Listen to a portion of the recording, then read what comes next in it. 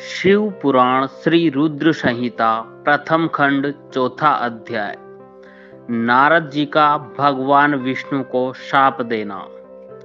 ऋषि बोले, हे सूत जी, रुद्र गणों के चले जाने पर नारद जी ने क्या किया और वे कहाँ गए, इस सब के बारे में भी हमें बताइए। सूत जी बोले, हे ऋषियों, माया से मोहित नारद जी उन दोनों शिवगणों को शाप देकर भी मोहवश कुछ जान न सके। तत्पश्चात क्रोधित होते हुए वे तालाब के पास पहुँचे और वहां जल में पुनः अपनी परछाई देखी तो उन्हें फिर वानर जैसी आकृति दिखाई दी। उसे देखकर नारद जी को और अधिक क्रोध चढ़ आया। वे सीधे विष्णु लोक की ओर चल दिए। वहां पहुंचकर भगवान विष्णु से वे बोले, हे हरि, तुम बड़े दुष्ट हो। अपने कपट से विश्व को मोहने वाले तुम दूसरों को सुखी होता नहीं देख सकते। तभी तो तुमने सागर मंथन के समय मोहिनी का रूप धारण कर दैत्यों से अमृत का कलश छीन लिया था और उन्हें अमृत की जगह मदिरा पिलाकर पागल बना दिया था। यदि उस समय भगवान शंकर दया करके विष को न पीते तो तुम्हारा सारा कपट प्रकट हो जाता। तुम्हें कपटपूर्ण चालें अधिक प्रिय है।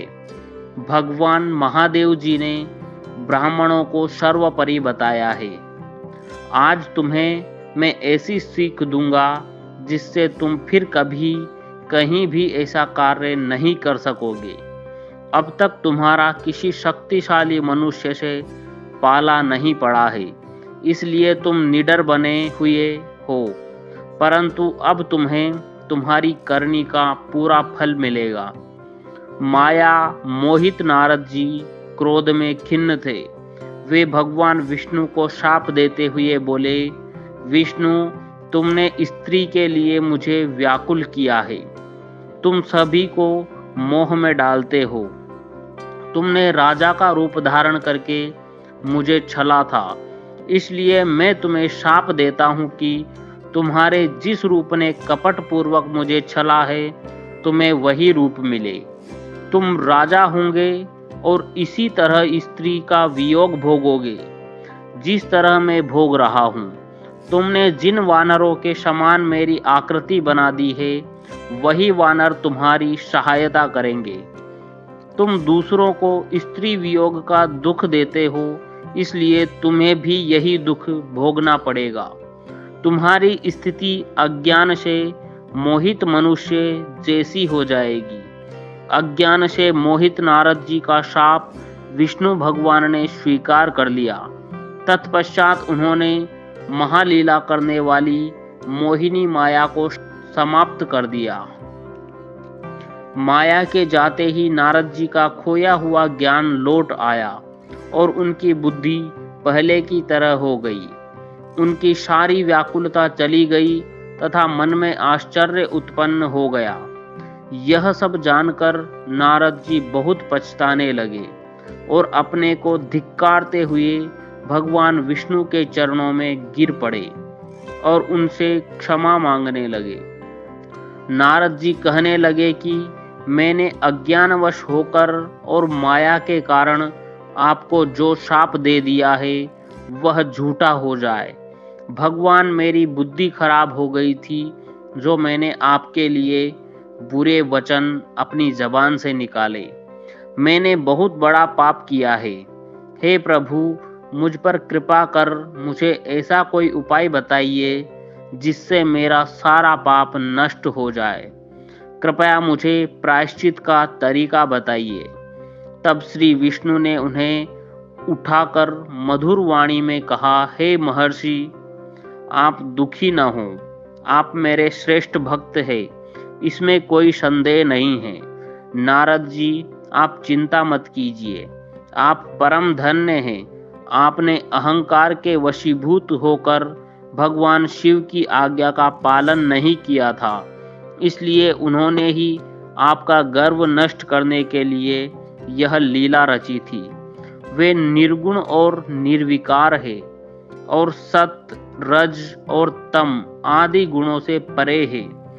उन्होंने अपनी माया से ब्रह्मा, विष्णु और महेश तीनों रूपों को प्रकट किया है। निर्गुण अवस्था में उन्हीं का नाम शिव है।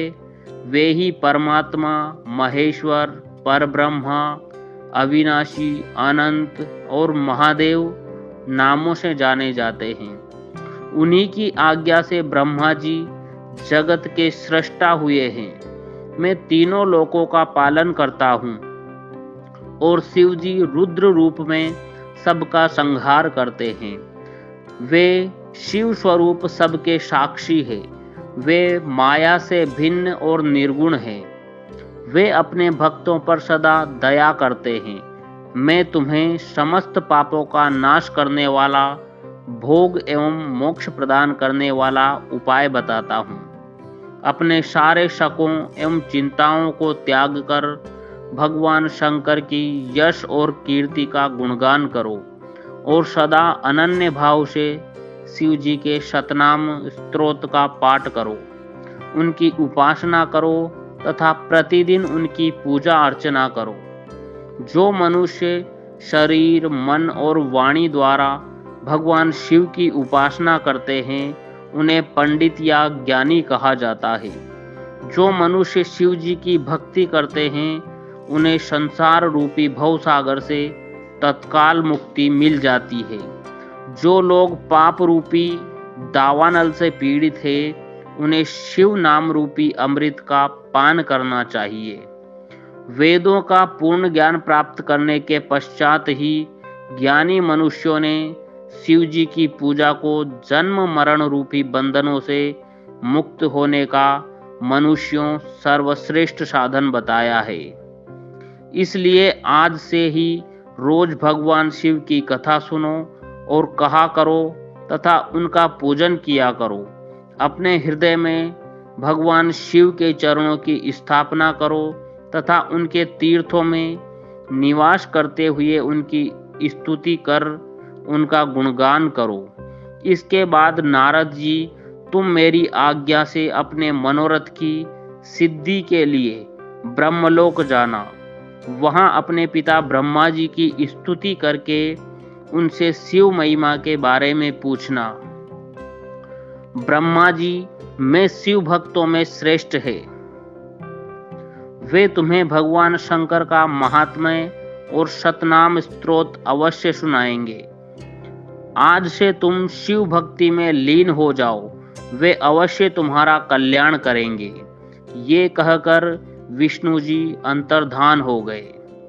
यह अध्याय यहीं समाप्त होता है। अगर आप चैनल पर पहली बार वीडियो देख रहे हैं तो चैनल को सब्सक्राइब करना ना भूलें। धन्यवाद। ओम नमः शिवाय।